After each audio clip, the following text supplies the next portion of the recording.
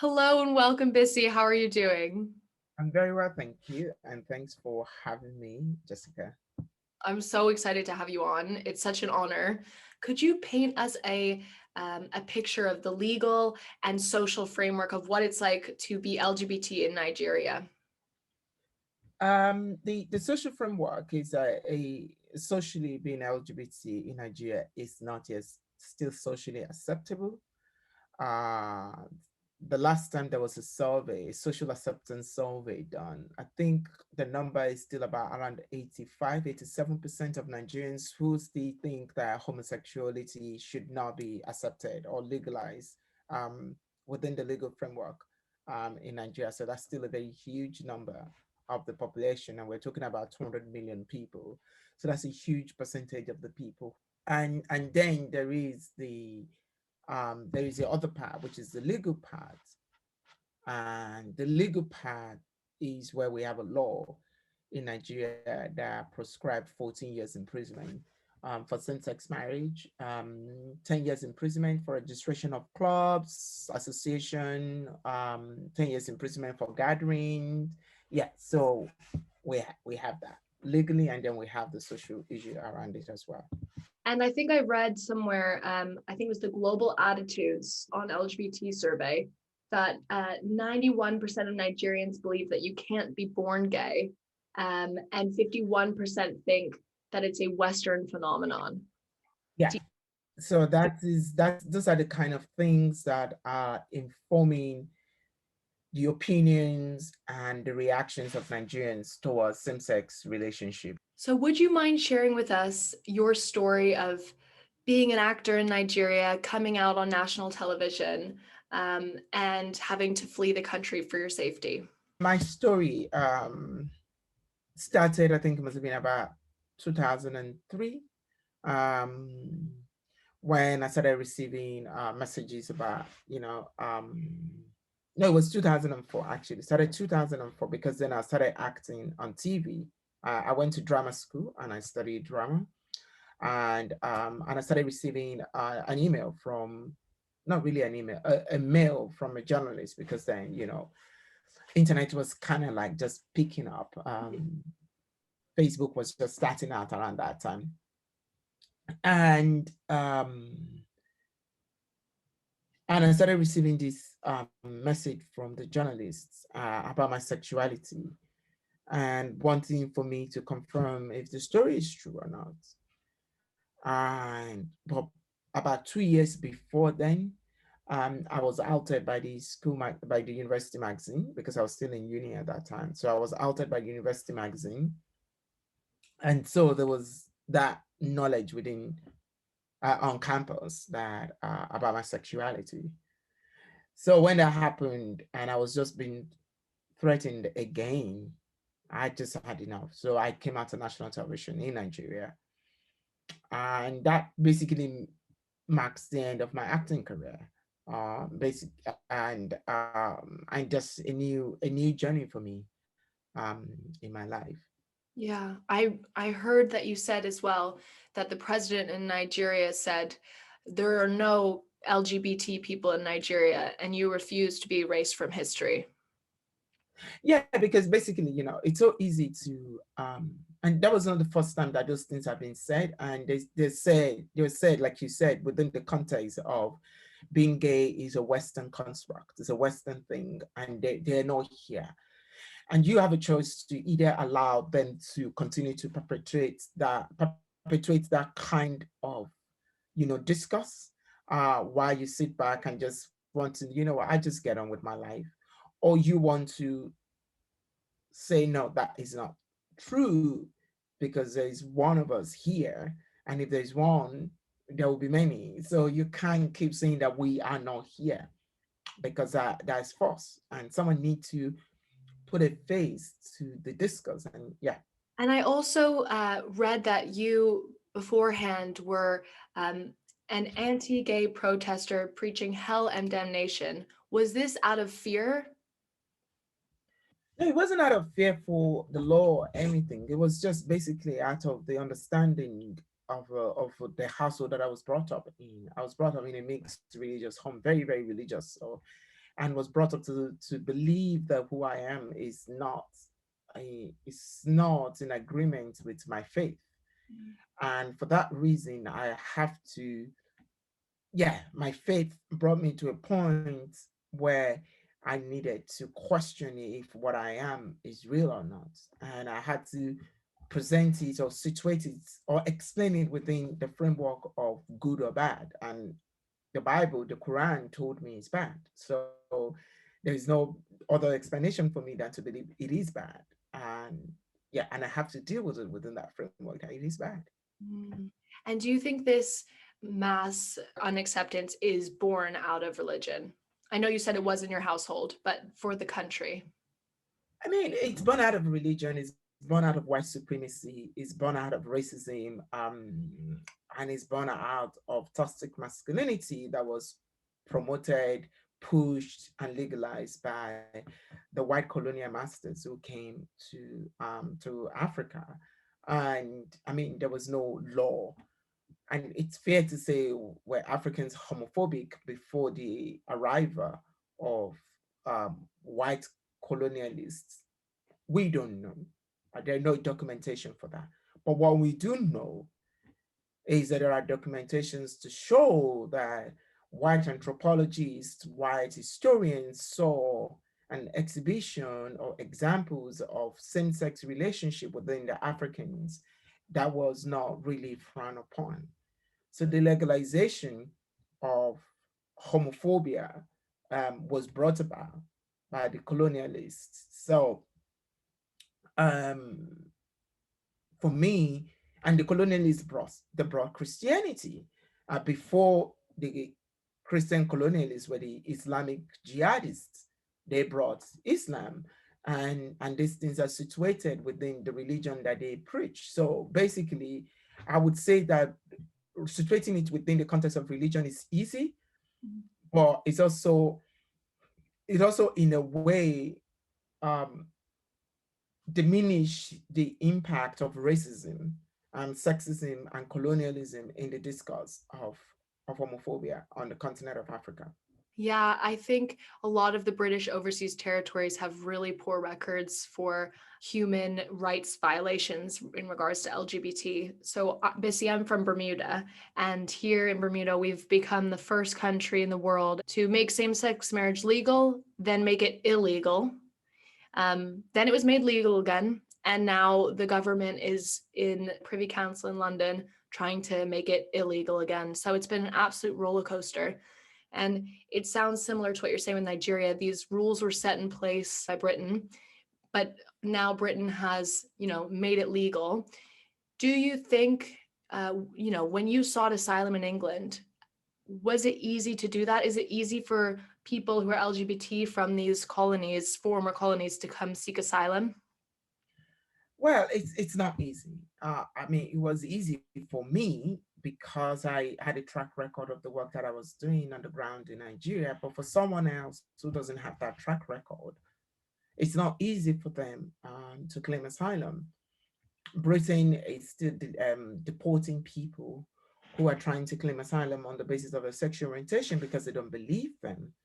Um, yeah, so it is not for some. It's easy if you have a track record of being an activist and of the work that you've done. If you don't have such track record, then it is your word against the word of the institution, and the institution is very powerful, and it's a battle you mostly can't win. Yeah. Yeah. So bringing it back, because I really want to focus here on the dangers of being LGBT outside the Western world. Um, when you came out on national TV, at the time, was there that law in place that you could be imprisoned for up to 14 years, or did that come later? That came later. The That- law, the law that was in place was the Burglary Law, which was the remain of the British Empire, which was a law that was put in place, which is a law that you will see in all of former British colonies, um, the land that they forcefully took from the people that owned them. And these are the laws, part of the laws that they left behind. Yeah, so this was the law that was operating, but it was a penal code, which was a criminal code. And the logistics around confirming whether someone is or someone isn't is quite challenging in a way, and hence um, the need, according to the government in Nigeria, the need for them to have a law that does not require a lot of legal demands for prosecution, basically, and that was led to the new law that we have now. So when you came out on TV, what was the aftermath like? I mean, the first thing that happened was I lost my I was at that time I was on set shooting I was shooting a new season of a soap opera that I was on TV. So that got pulled. I was taken off. And then all the project that I've got planned out for just dropped me. I was getting dropped because nobody wants to come anywhere near me at all. And then the backlash was just swift. The show that I came out on that had been running for so many years, one of the most watched talk show in Nigeria, got pulled off TV immediately, and I just faced huge backlash. Like, it was huge. Are you still to this day glad that you did that and were brave enough to come out on TV? I wouldn't call what I did bravery. I call what I did what is necessary, and I have no regrets. And I always say this: I would do it again. Maybe uh, I wouldn't wear the shirt I was wearing and the shoes I was wearing then, but I would do it again. Yeah. Did your family face any kind of um, danger when you came out on TV? Well, I wouldn't say danger. They face questions, which is normal. People will ask questions. People will ask them, um, who is this person? How is this person? What have you done? And all of those things. But I can't remember anybody going to their house to throw firebomb or to to slap them or to beat them up. That was reserved for me. I think they were kind of excused in a way, and I think they were excused because they did what they had to do by distancing themselves from me, and that worked for them.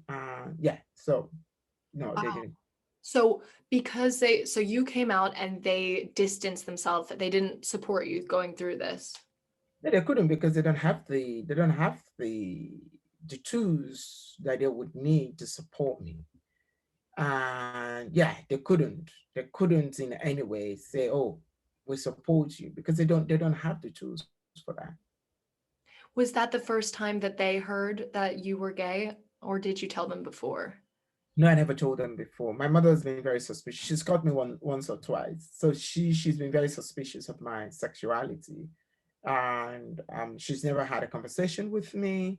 I've never had a conversation with her, and but she has always hinted at it. And she wanted me to be sure that she knows, but she's never said, "Sit down, let's talk about this." And because she never did, I also didn't have the tools to have such conversation with anyone in my family, and so it wasn't deliberate that I didn't come out to them, and it's just that I don't know how to start it, and I'm guessing that it wasn't deliberate that they didn't ask.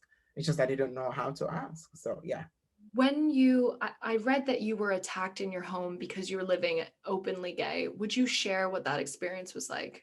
I've been to the UK a month before. I was here to speak at a conference, and then I went back when I was in the UK. I was speaking at an HIV conference. I was on BBC. I did some interviews and all of those things, and then I went back. I was arrested upon my coming back to Lagos, and then I was released a day later. And then on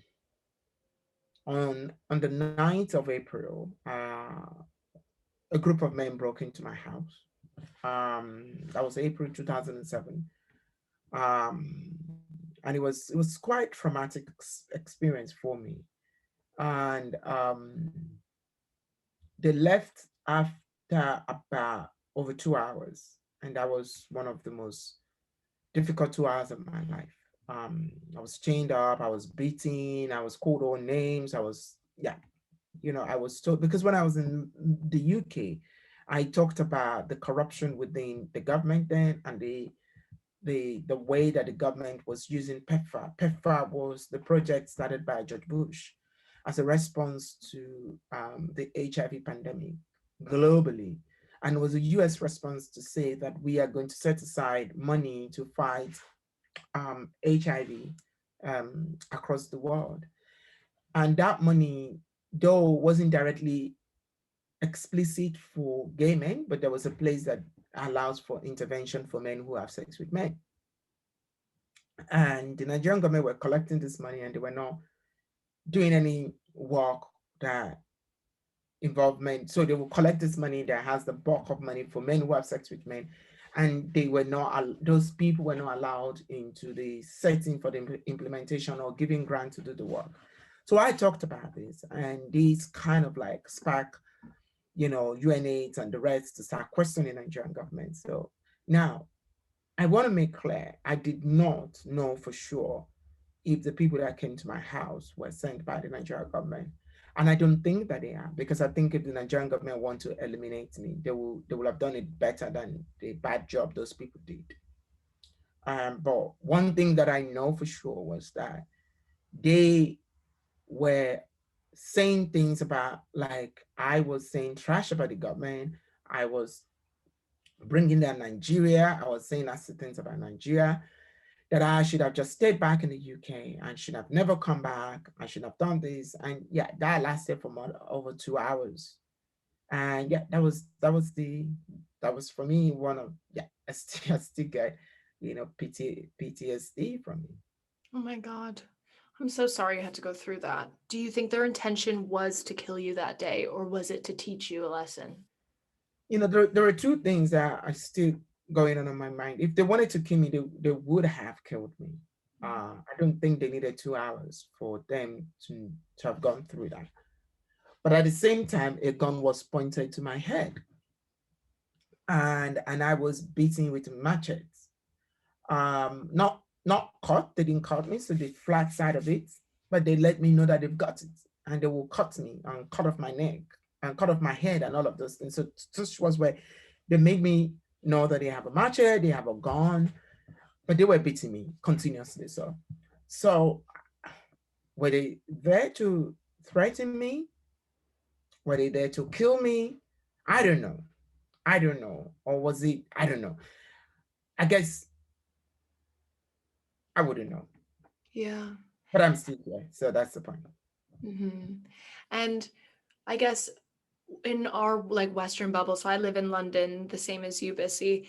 It's for people who haven't seen the other side of like outside of the Western culture. I think it's so hard to understand that there are some real, it's not just about society not accepting, there are serious dangers of even being hinting to be LGBT.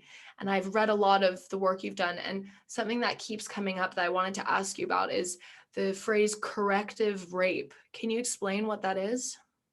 Yeah, but before I explain that, I also think that there's a belief that the West is safe. Mm, mm, And we need to demystify that, because mhm, it's important to not assume that the West is safe. It's also in the same London that two lesbian couples were beaten on the train, on the bus. bus. It was also in the same London, a 50-something-year-old man was killed right in the middle of Trafalgar Square, that is just 5 minutes away from Soho. Was it still in the same London that, gay men were beaten on the street of Soho, where is, seen as the gay street of the UK. So these ideas that suddenly the West is safe, I think sometimes could be an illusion. What the West has is a majority and societal acceptance that, a country like Nigeria doesn't have. Another thing that the West has is the legal structure for protection, which a country like Nigeria doesn't have. But we also have to ask ourselves, who are these protection for? They are mostly for lesbian, gay, and bisexual people. We still, in 2021, we're still talking about, Gender Recognition Act. We're still talking about the place and the respect and the rights of trans people. in this country. We're still talking about, even in the US, we're still talking about, should trans people be able to serve in the military? Should they be able to get a job? Should they be able to get all of these things? So these are questions that, the West has to face now. And sometimes when the West comes with the we're better than you agenda, I kind of like say, maybe you need to clean up your house before you try other people or try to tell other people.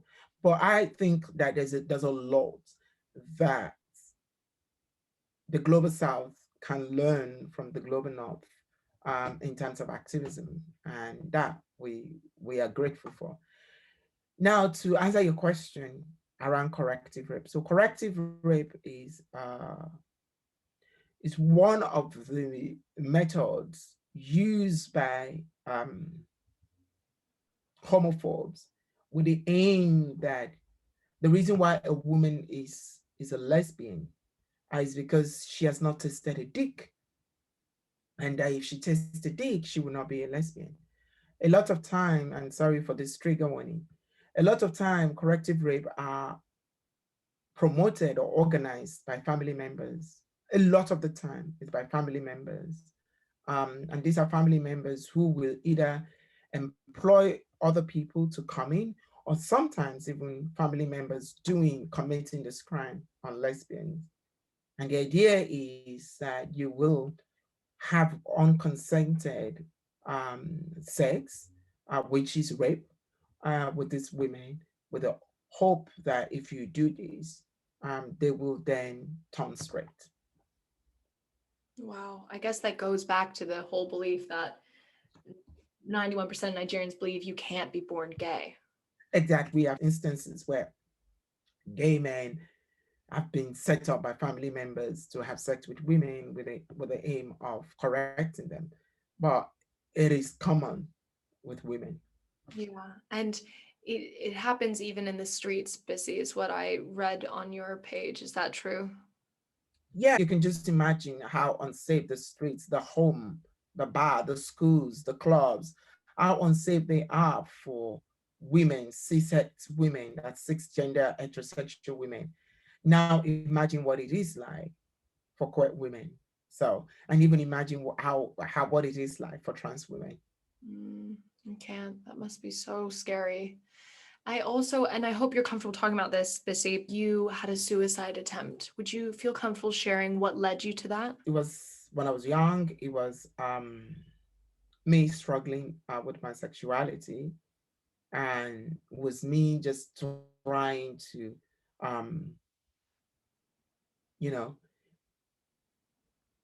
being afraid of not wanting to die with this scene. So helping myself to die would kind of like help me not go to hell. So we practically helped me to go to heaven. So that was, yeah, that was the whole thing behind it.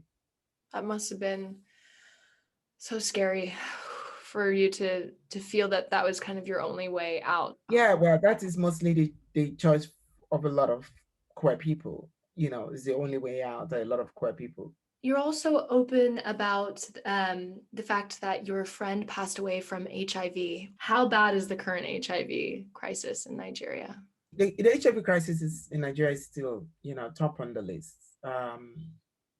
Nigeria still account for, I think, the third highest rate of HIV infection in the world.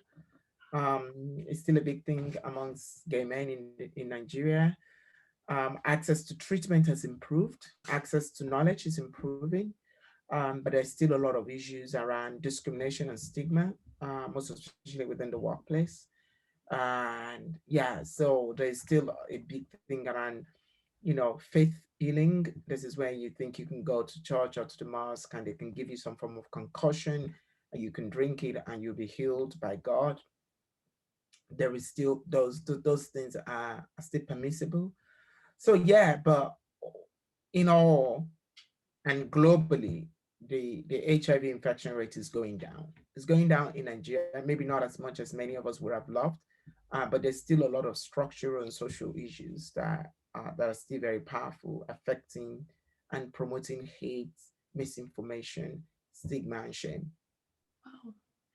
I think you started a foundation called the Bisi Alimi Foundation, which aims to um, accelerate the social acceptance of the LGBT community. Do you do any work on educating Nigeria of how to be safe and prevent HIV?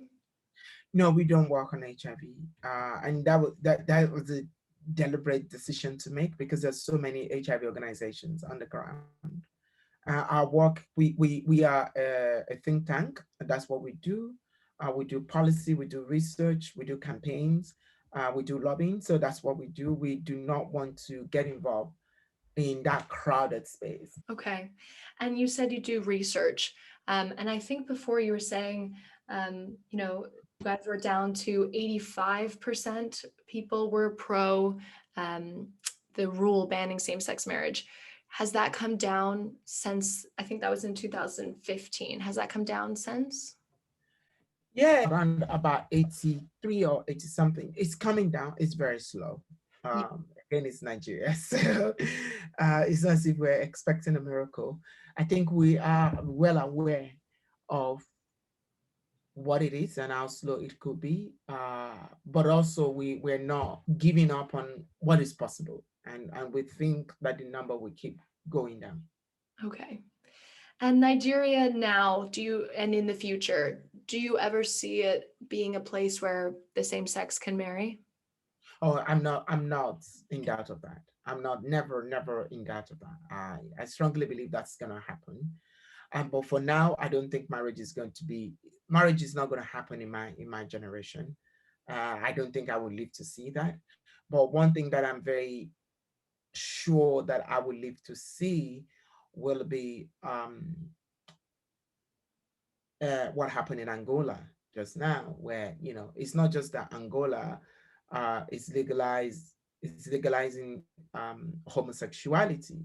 Angola is also putting a law in place that will criminalize homophobia. That is what I think will happen in my lifetime. I do not think that same-sex marriage will happen in my lifetime, but I would love to be proved wrong. That would be incredible. So, what can we do to help? I I think you know collecting stories like this are extremely powerful and they're very useful. Uh, Also, creating an understanding of what is going on is equally as powerful as well. And there's no activism without finances. So if someone is listening and want to support the work that we are doing in Nigeria, you can head off to our website and bisialimifoundation.org, and you will see ways that you can support the work that we're doing. But I also think that in our own little ways. I always say this: charity begins at home. It's okay to want to help LGBT people in Nigeria where homophobia, biphobia, transphobia still exists next to us in our next door. So let's start from home. When we hear homophobic comments, when we hear transphobic comments, when we hear biphobic comments, let us challenge it. Let us start from there.